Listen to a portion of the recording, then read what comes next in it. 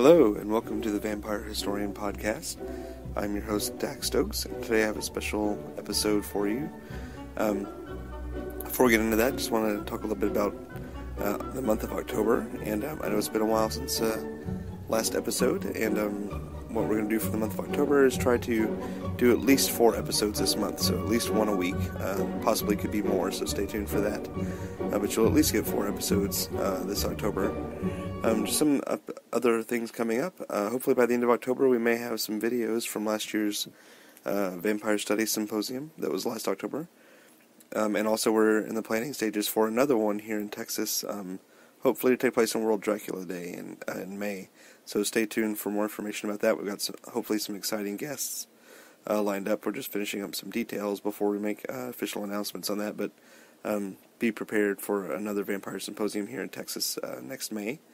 Today's episode, though, is a special interview that I just did today, Sunday, October 2nd, with fangsmith Father Sebastiaan. And if you remember February's episode, Dr. Gordon Melton and I went and met with Father Sebastiaan and talked to him a little bit on his YouTube page, channel, and then went to his vampire ball, and he's back here in Dallas to do another one. And this time I had time to finally go and sit down and do an interview with him for the podcast. So this is an extended interview with Father Sebastiaan about kind of what he does and some of the things he's working on and ways that will fit in with kind of history and folklore and mythology and what we kind of cover here on the podcast. But also stay tuned for some other episodes this month. Again, at least one per week for the month of October and for other things that might be coming pretty soon. All right, thanks. So I'm here in Dallas at the Magnolia Hotel with Father Sebastiaan. Greetings. Fangsmith extraordinaire. And we're just going to talk a little bit. He's got his vampire ball here in Dallas, the second one that he's done. You might remember an earlier episode I did where I went to the one in February with Gordon Melton and did a little short kind of recap of that, actually in the car on my way home that night. So wow. I recorded it then. So you can go back and find that from February 2016. But so they're back again, and this time I had a little chance to just sit down and talk. So first off, can you explain to my listeners who are mostly into history and folklore what a fangsmith does and what you do? Well, Father Sebastiaan, the persona, is in the field, out there, making vampires. Mm-hmm. But what I mean by that is I'm a former dental technician. Mm-hmm. I worked for a dentist for 18 months in my late teens. My grandfather's an orthodontist, and my girlfriend, when I was in high school, way back in the early 90s, mm-hmm. went to me, I want to be a vampire for our prom. And okay. I was like, what can we do for that? And she was like, we get fangs. And I found a guy who was a fang maker. His name was Gregor. Mm. And I went to his place on the 8th of November 1993, and we got our fangs. And Dawn was my girlfriend. That was her real name, Dawn. Mm-hmm. Was kind of like a gypsy. She was kind of like a Lilith kind of persona. Mm-hmm. And she missed her prom because she was diagnosed with a brain tumor. Oh, wow. And she was in good health. Mm-hmm. I think she had some therapy, and we ended up hanging out in the vampire scene in New York with our fangs. Wow. Underground Vampire the Masquerade role-playing games mm-hmm. and blood bars and all sorts of crazy stuff in the BDSM community. And I don't know if I can talk about the 50 Shades of Grey style stuff here, but we went into the New York Underground and we went to see 3 things. We went to a vampire blood bar where people were drinking blood. That was more like a speakeasy. Mm-hmm. Then we went to a vampire theater by a gentleman named Tony Sokol, and then there was a Vampire the Masquerade role-playing game. And New York City had a really nice underground vampire community. Mm-hmm. And I've always been fascinated with vampires. So one thing about fangs is they're like a magic trick. Mm-hmm. When you wear them, it's like a body mod, a magic trick, a sex toy, a theatrical prop, and they feel real to you when you wear them, and they feel real and they look real to the people that you interact with. Mm-hmm. So it's an incredible interaction, and teeth and eyes are a very powerful tool. So contacts and fangs are very important elements of the vampire archetype in its communication for the vampire lifestyle. So a lot of people ask me where I got my fangs, and I'm like, well, so I called up the gentleman who made my fangs, and he's like, well, I am retired, and I heard you're a dental technician. So I was like, yeah, but I don't want to like step on your toes. And he was like, I think it will be fine. So I went off and I started making fangs. And it wasn't as formal as that. And I made fangs in the Vampire the Masquerade community, the role-playing game, before the internet got big. This is before AOL went big. And I kind of bridged the role players with the lifestylers, with the blood drinkers. But most of all, there were people that were what I call lifestyle vampires. And the role players were a bunch of college kids that couldn't afford my product. Okay, they broke college kids. Some of them could. I mean, there was plenty that could. But I managed to find myself into a Halloween store in New York, and I met hundreds of people that Halloween. I made several hundred pairs of fangs that got fangs, and then Susan Walsh disappeared in the East Village. And it was blamed on the vampires in '96, and the media descended upon me. I was in like 17 magazines within 6 months because I was the guy that was the visible portion of the vampire community. And my career just exploded from there. It's been very, very controversial. And then in the late '90s, I discovered Europe. And I've been in Europe ever since, from New York to Europe, traveling the world, making fangs for people who love to live as close to the vampire archetype as they can manifest. And I've learned a tremendous amount about humanity. I've studied people and try to find out why people love vampires. Why do people want to be vampires so badly? And that's kind of my quest to figure out. So a lot of your early customers, were they people already in the vampire community, or? Yes. And nowadays, a lot of your customers are within your community. What I discovered is that my fan base, my black veil vampires, as I call them, are people who relate to the concept of vampirism that I present. And one of the things that I find very important is that I focus on my fans. I cater to people who share what I love and have a passion for what I love. And we connect there. And I serve a purpose in their lives. And it's not it's a highly passionate thing, so there's a lot of emotions going around. And the vampire is a very emotional persona. It's not emo, like depressed. But one of the things that I discovered that was really amazing is that if you look at the vampire mythology, besides the different myths, we've created a modern mythology. Okay, that is Dracula is at the core of. Okay, and that modern mythology is different from the ancient mythologies. And it's the anti-hero, it's the sorcerer, it's the lover, it's the seducer, it's the ultimate evolution of humanity in some perspectives, or a side evolution. And people want to be immortal.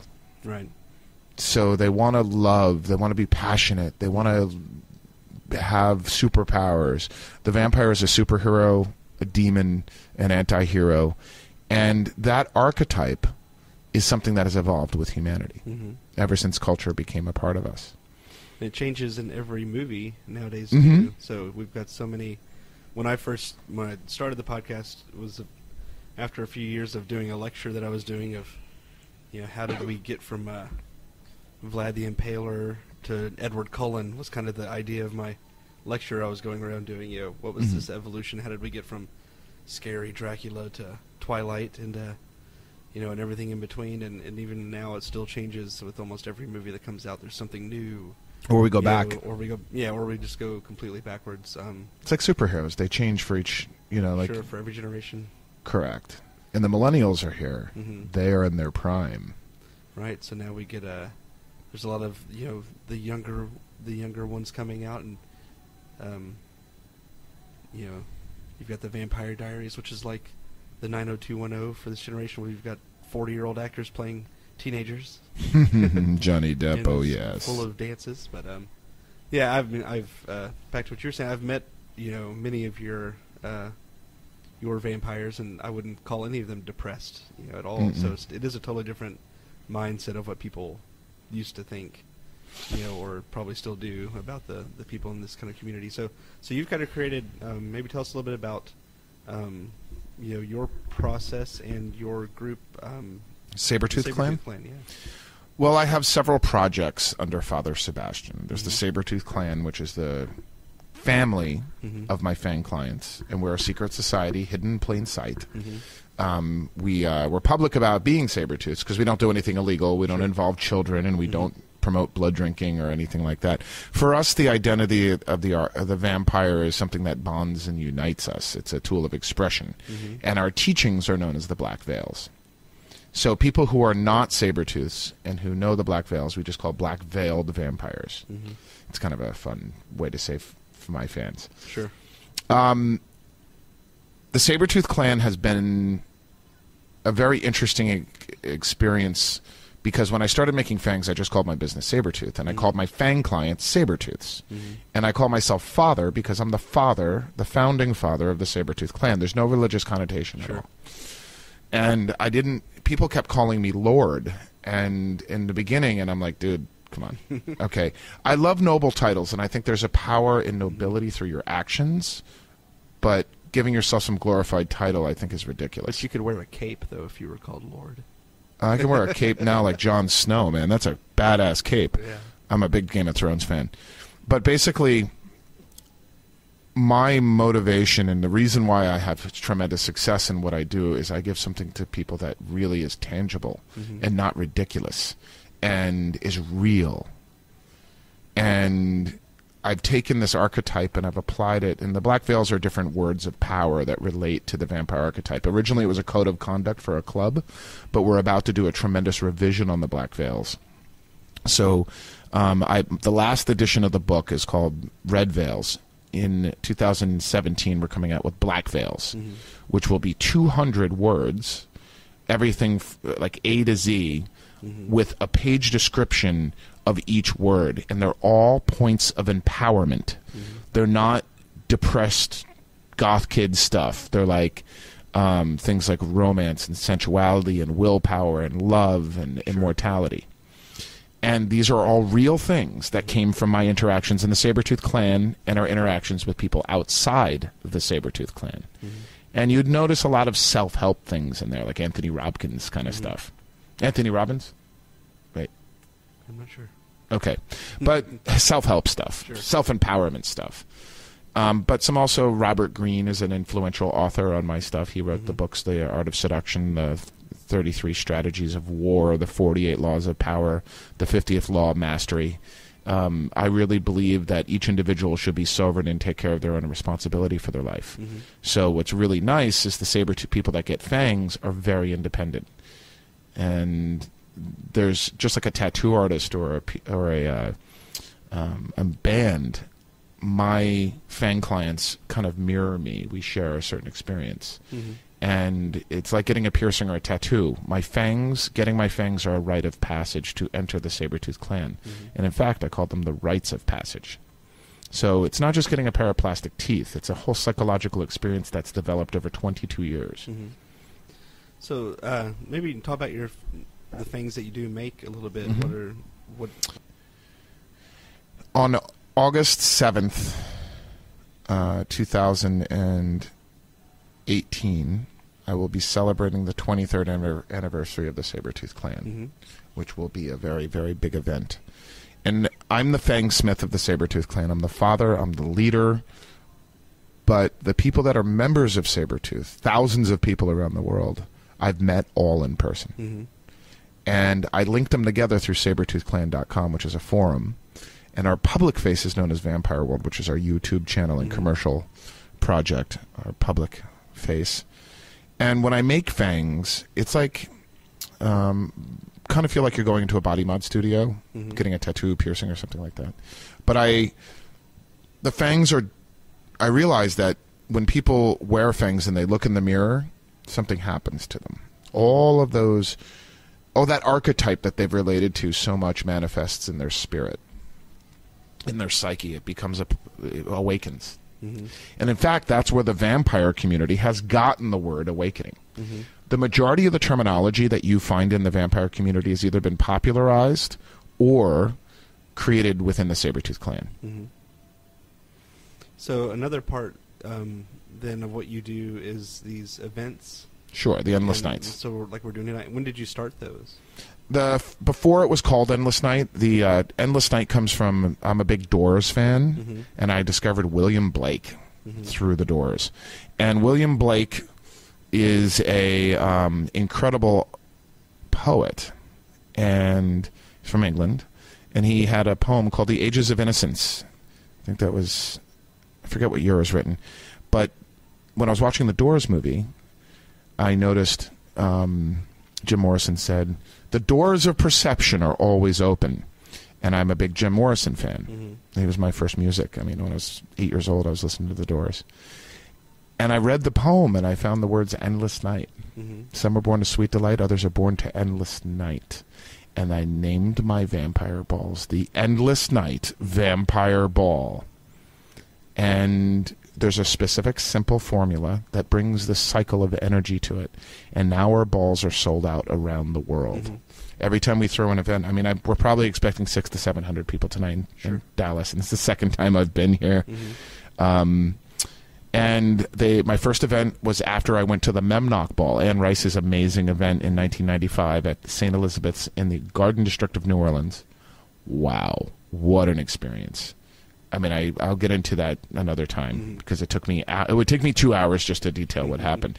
But I'll put it like this. You walk in the door and Kirsten Dunst and Anne Rice are coming out of coffins sitting in a carriage. I mean, it was incredible. So I was like, I want to do this. I want to do this. I want to make a vampire ball.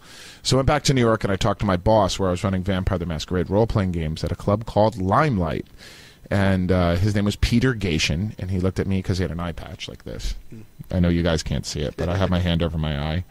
And he said, "You go to the bank, the goth club, downtown, and run one vampire ball, and you show me results, and I will rent you the club." Because Limelight was a club at 666 Avenue in Old Church. And it was like the ultimate place to do a vampire ball. Ever. Like, I mean, this is the place in the world where you want to run a vampire ball in a church. A castle's also pretty cool, too, but you got limited castles in America. True. So, so I went to the bank on I think like the 29th of January, 1996. I forget the exact date, but I had 700 people. That's pretty good for the first time, yeah. I was like, I had a red carpet.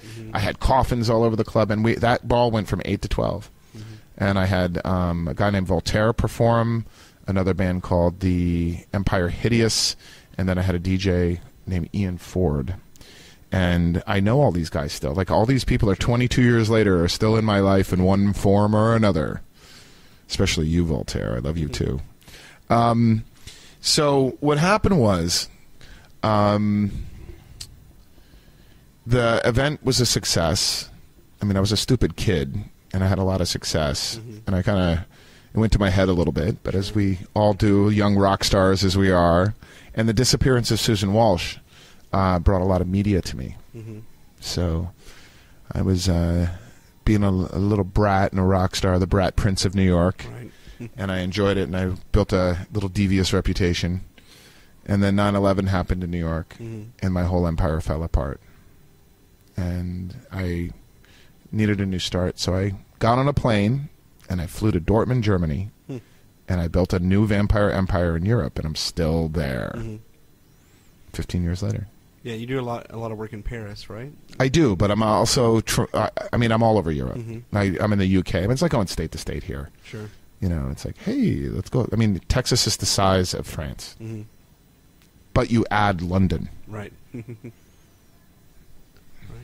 So, how many events now are you doing a year?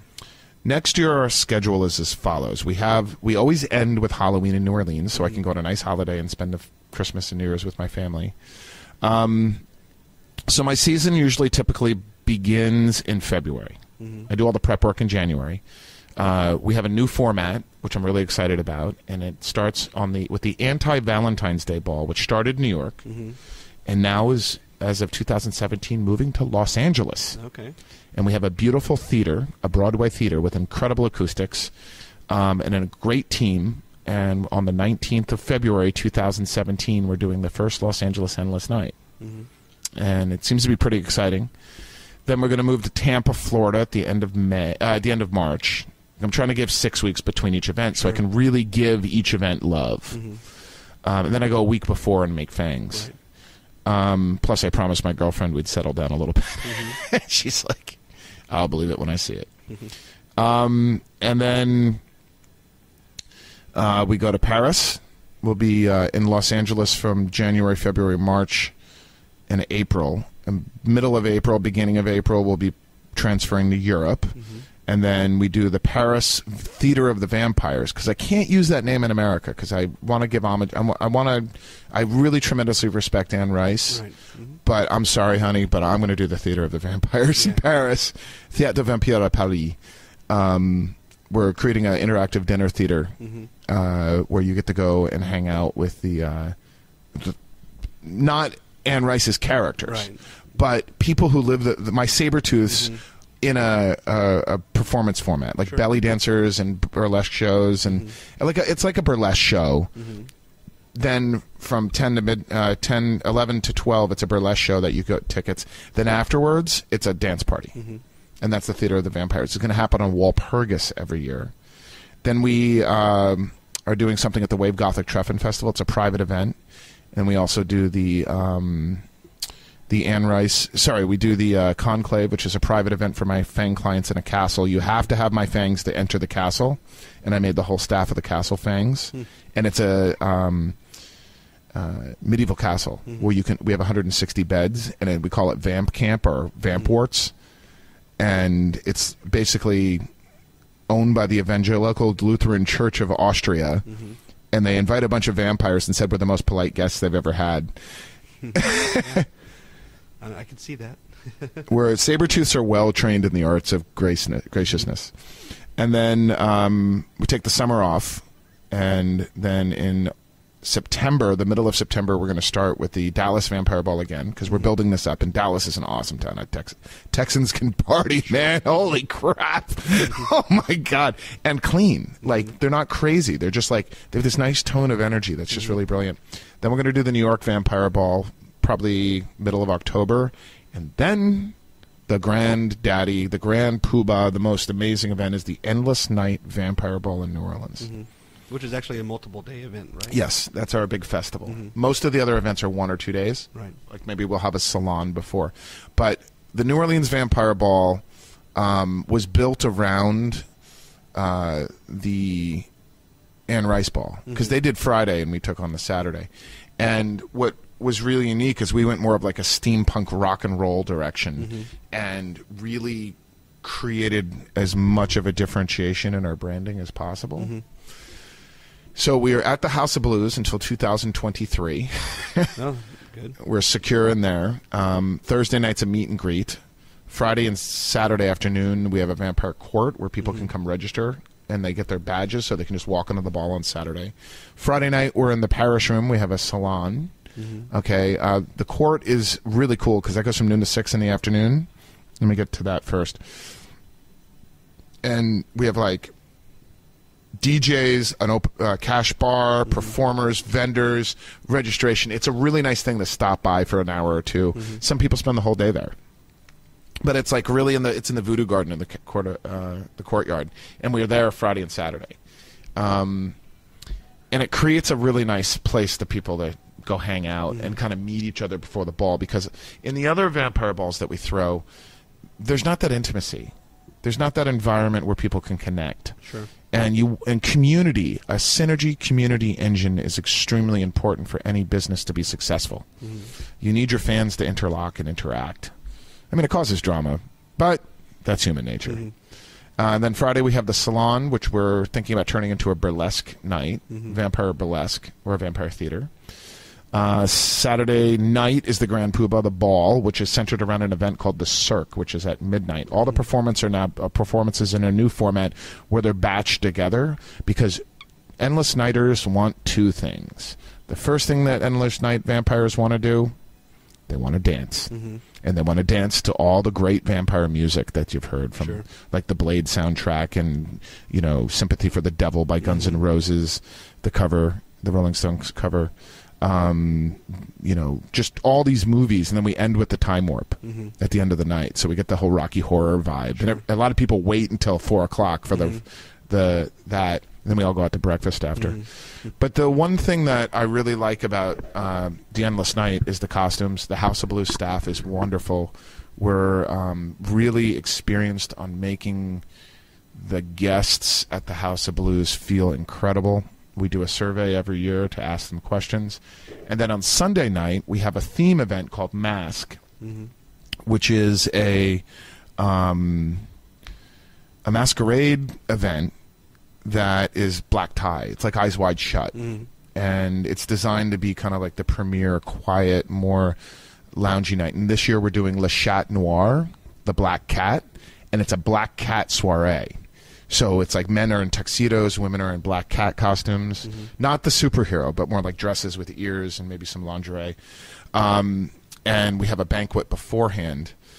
And the idea is basically to create an environment that is very mystique and very Illuminati and kind of mysterious. Because the Chat Noir in Paris was a bar where poets and authors and alchemists and necromancers and sorcerers and magicians, even Aleister Crowley supposedly stopped by. And it was you know, the symbol of the black cat was dark, occult, and magic. So we're going to kind of create that. That's our theme for this year. Great. We'll talk a little bit about then your other, or one of your other projects is your Vampire World YouTube channel, and kind of about what you do with that and what you're hoping to do. Well, Vampire World's got a couple formats. The first format is I'm going to do 6 documentaries about the great vampire myths of the world, with me and my team exploring them in a kind of a Ghost Adventures format. And we're doing a Kickstarter, so we're plan is to film 3 episodes next spring, and then 3 episodes the following year. And if it works, we'll do 3 episodes each year. So we're doing a Kickstarter, and we're of course doing Romania first. I was just in Romania doing research. There's also going to be my vlog on Vampire World, and we were very lucky to nail the domain name vampireworld.com. That is just we really lucked out with that. So what we're doing with the Vampire World project is, the goal with Vampire World is to reboot the vampire genre, the subculture. We want to set a standard with the Sabertooth clan that is something where, if you have a code of ethics, we want to make the vampire noble and royal for real. We don't want to have a bunch of little emo goth kids running around making drama. We want to talk about how we can take the vampire archetype, and archetypes are extremely important, and really present it in a tangible way in our life. Without, and I'm not talking about, you know, killing people and drinking their blood or blood fetishism. What I'm talking about is the archetype and what it stands for. And that's the main core of what Vampire World's going to be. So we're going to talk about different types of music. We're going to talk about mythology, legends. It's going to be a project dedicated to rebooting and revitalizing and reinvigorating and following the trends of the vampire in a modern era, and really about that modern vampire myth, which is an extremely versatile myth. I mean, just like it's immortal, the vampire myth is it's immortal, and it's something that is so deep in our psyche. Archetypes are very powerful, and Vampire World's about kind of figuring out what that archetype is for our culture. So what are some of the, besides Romania, what are some of the other areas you're looking at? So the 6 potential episodes that you'll see presented in the Kickstarter, okay, which we're releasing the Kickstarter preview in the middle of October 2016, we're doing 2 episodes on Dracula. Okay, we're going to go to Romania and actually hang out with vampires from Romania. people who live the vampire lifestyle in Romania.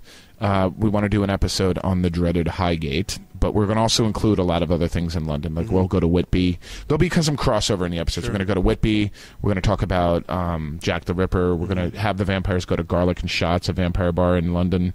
And then we're going to have also a segment on the gay vampire community in London. And they run Jason and Mark Ford are the two lead vampires in London, and they're a couple, and they run a party called God Hates Fangs, and it's a joke on True Blood. Sure. So they wear these like big medallions, and they're like, God hates fangs, and it's good to see a sense of humor there. Sure. And they do the party in a deconsecrated church, and it's like house music mixed with goth music. It's really crazy, and I think they do it once a year. So. God Hates Fangs, we're going to do something on that. We're going to go to do some tours, ghost hunting, stuff like that. So that will be the Highgate vampire episode, London and Highgate and Whitby, because I think the situation with the Highgate vampire is it's a good background, a good anchor for the show, but I think we need more for London. Sure. So we're doing Romania, London. We're going to do a whole episode on Paris because there's some really incredible vampire myths there, including the real theater of the vampires called the Grand Guignol, the Catacombs. There's I think at least 6 to 12 really solid vampire myths in Paris. Each episode will be 43 minutes. So we're doing Romania, Paris, and London. Then we're going to do the Rhode Island vampire in New York, like the New York area. Talk about the old vampire scene in New York that I started in. We're going to do, of course, we're going to do an episode of New Orleans. We're looking also at Prague, and to do something in the Eastern graveyards, and actually go to the graveyards in Prague and Budapest, yes. And so all of these episodes, what's great is through the Kickstarter, which will be on the February 19th to March 19th, 2017, we're going to interact with the audience. I mean, the people are going to be a part of the team. Sure. The research, the investigation. Like today I just put up a deal on Facebook where you can help me choose my sunglasses that I'm going to wear in the show. And there'll be little interactions like that. So this show is going to be Vampire World's going to be a collaboration. And I've already cast my 3 main cohorts. So you have the same team for every episode, basically? It might vary, and it depends on what kind of funding we get, because these people are going to have to take time off work. But right now, I'll announce the cast in February when we do the Kickstarter. But we have a beautiful, beautiful, amazing woman who is extremely an unbelievable woman. Beautiful and very ethical and moral and badass. And she's going to handle some stuff. And then we have a local Romanian vampire who will be... These are the people that are in high consideration for the team. And the 3 of us will go to libraries and walk around and interview locals and split up and go around just like how they do ghost hunting shows. Great. Well, anything else you have going on that you want to tell people about? Or at least how they can find out more about whatever you're doing? Sure. They can go to vampireworld.com. It's pretty easy to remember. And that's like also going to function as a portal for all my projects. So you can find the Sabertooth clan there. You can find the Endless Night list of events there. You can find out news and stuff, and also connects to my Huffington Post blog because I work for the Huff. And all the vampire news and everything is on vampireworld.com. That's the center of the vampire world. And what about all your social media type stuff? You can find me as Father Sebastiaan on Instagram and Facebook, and that's what I focus on for me. Instagram and Facebook. And that's Sebastian with 2 A's. Yes, IAAN. Very good. All right. Well, thank you very much for taking time out of your fang making to sit down and talk. And I know you've got your ball here in a few hours. So yes. We won't keep you much longer. I have a last-minute fang client that's decided to pop into my life. All right. And I'm very, very looking forward to 2 more fangs. 2 more fangs. Thank you. Very popular. Well, thanks for coming. Thank you, Dex. No problem. Be good. Rock and roll, man. Oh, you too. All right, so that was my interview with Father Sebastiaan. I hope you enjoyed it. You can find him again at his website, vampireworld.com, and on Facebook and Instagram and on YouTube. So please check out his Kickstarter, which will be coming out in February, I believe he said, to help out with his new video series. As always, you can find this podcast online at thevampirehistorian.com. Also on Facebook at The Vampire Historian, Twitter and Instagram at Vamp Historian. You can always email me at thevampirehistorian@gmail.com. And again, stay tuned for more upcoming episodes. Thanks.